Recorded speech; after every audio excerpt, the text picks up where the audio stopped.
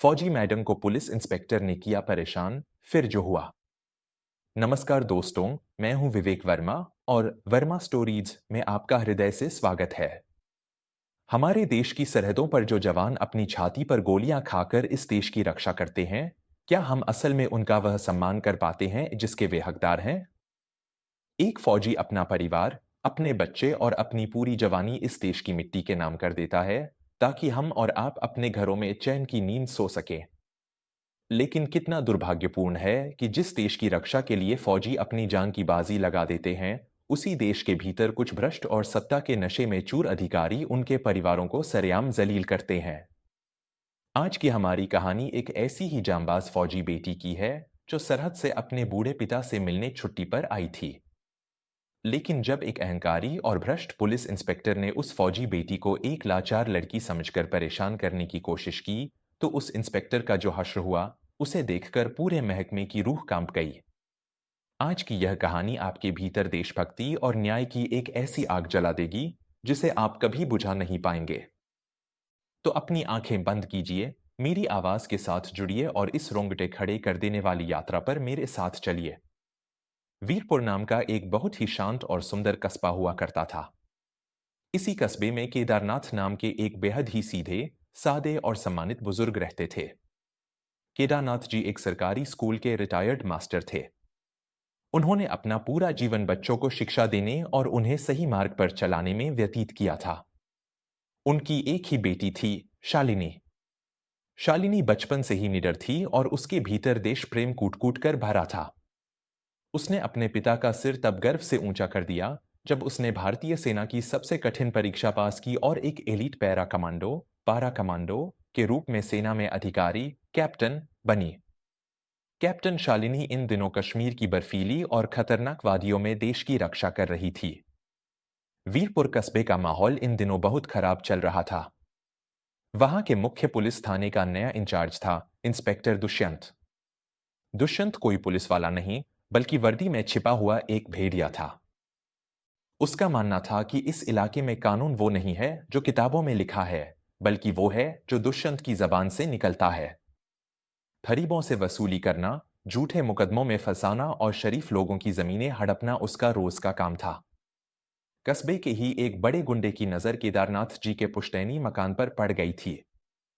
उसने उस मकान पर कब्जा करने के लिए इंस्पेक्टर दुष्यंत को एक बहुत बड़ी रकम रिश्वत में दी थी।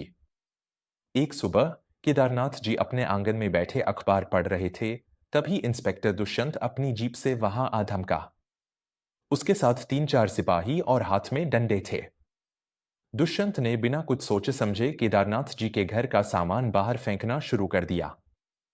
केदारनाथ जी कांपते हुए आगे आए और हाथ जोड़कर बोले, इंस्पेक्टर साहब, यह आप क्या कर रही हैं?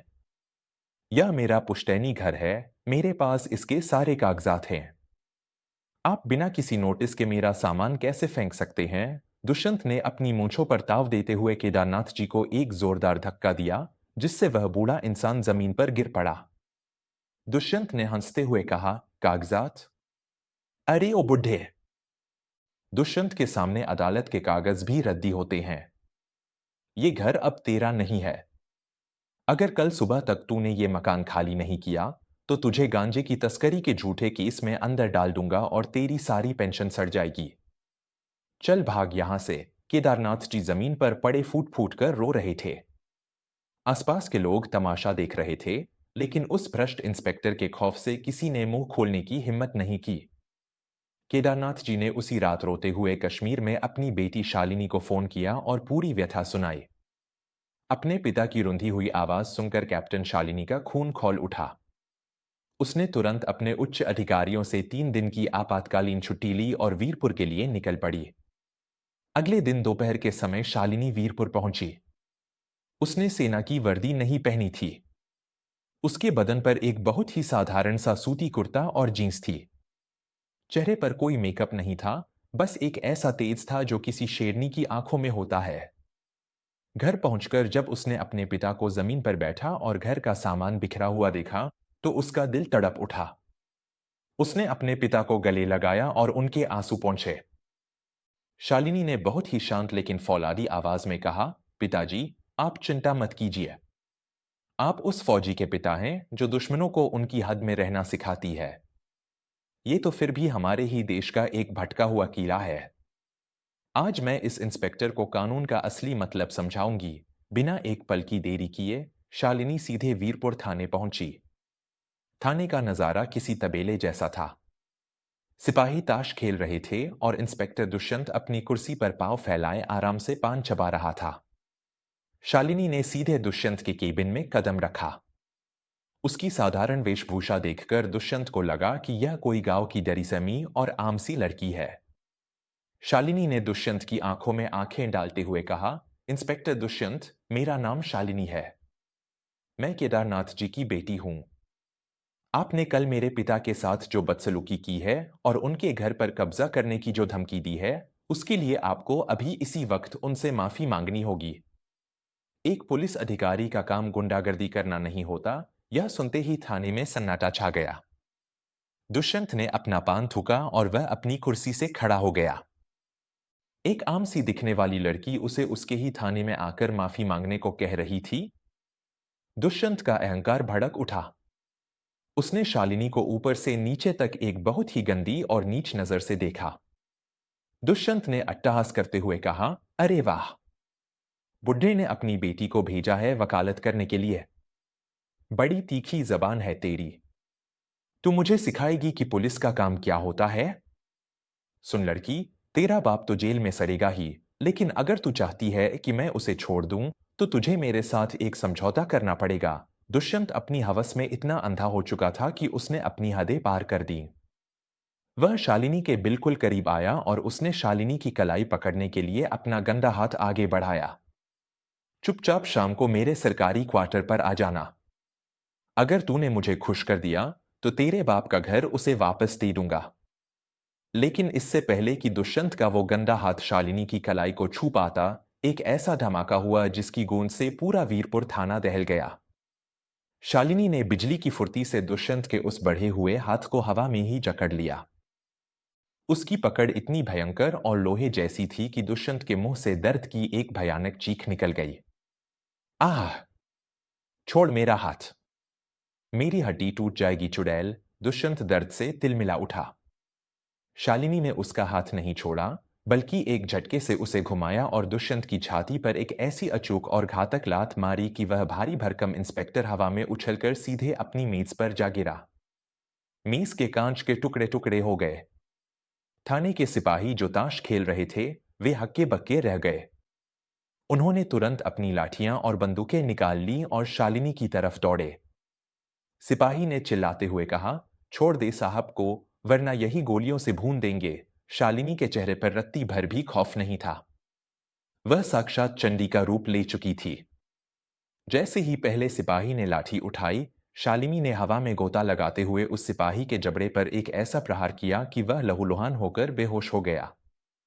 दूसरे सिपाही की बंदूक उसने पलक झपकते ही छीन ली और उसके ही सिर पर दे मारी। महज 20 सेकंड के भीतर उस निहत्थी लड़की ने सेना की घातक लड़ाई, क्लोज क्वार्टर कॉम्बैट का ऐसा खौफनाक प्रदर्शन किया कि पूरे थाने के गुंडे सिपाही जमीन पर पड़े कराह रहे थे। दुष्यंत लहूलुहान हालत में जमीन पर पड़ा था। उसका सारा नशा, सारा गुरूर और सारा अहंकार पल भर में खाक हो चुका था। उसे यकीन ही नहीं हो रहा था कि एक साधारण सी दिखने वाली लड़की के भीतर किसी आजाद शेरनी जैसी ताकत कहां से आ गई। शालिनी ने दुष्यंत के कॉलर को पकड़ा और उसे घसीटते हुए थाने के बीचों बीच ले आई।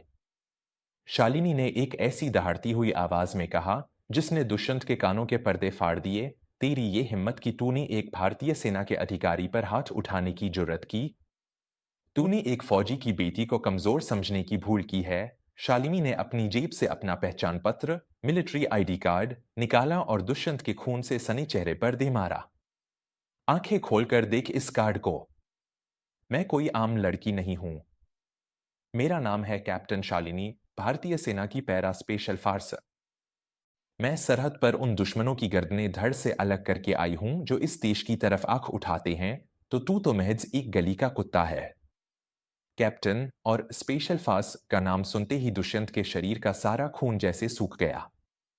उसके हाथ पैर सुन्न पड़ गए और उसकी सांसें हलक में अटक गईं।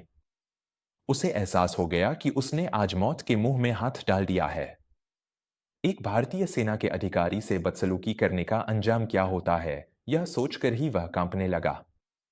दुष्यंत घुटनों के बल बैठकर रोने लगा और गिड़गिड़ाते हुए बोला, मैडम जी, मुझे माफ कर दीजिए। मुझे नहीं पता था कि आप फौजी हैं। मुझसे बहुत बड़ा पाप हो गया।